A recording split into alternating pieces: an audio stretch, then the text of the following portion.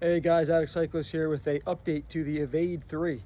So I did a Fondo. It was a charity event called Bike for Kai, and it was probably the most well-supported, well-organized event that I've ever done. And I've done some charity rides over the years.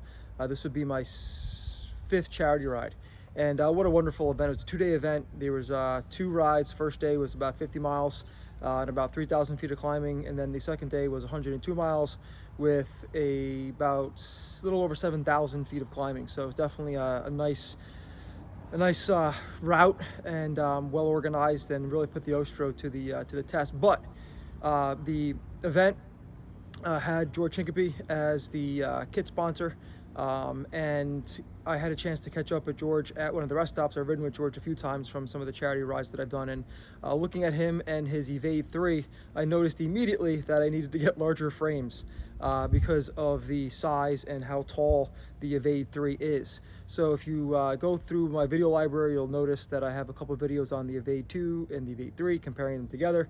And basically, seeing George in his larger frames, they were the 100% S3s, I immediately noticed that I needed something to fill the gap from my previous frames, which were the Oakley Jawbreakers. So I ended up going with the Speedcrafts because they are larger, they're deeper.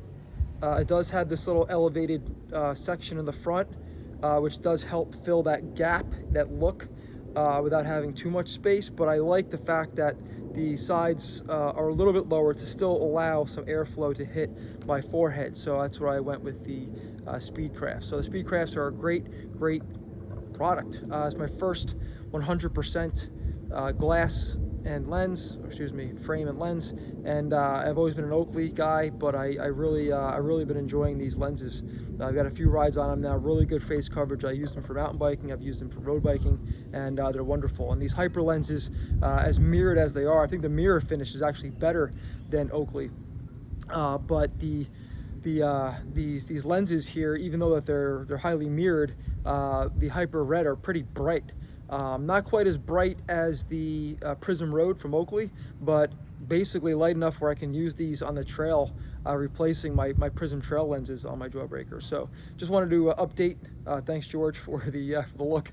Definitely helped me make my decision here. And yeah, that's basically it for today. I urge you to hit that like and subscribe button, helps grow the channel, helps support the channel, and I will be back with some of the feedback from the climbing event with my Factor Ostro, some gearing changes that I'll be making for future climbing rides, and some of the new upgrades to the bike for, again, future climbing rides. Thank you. Be well.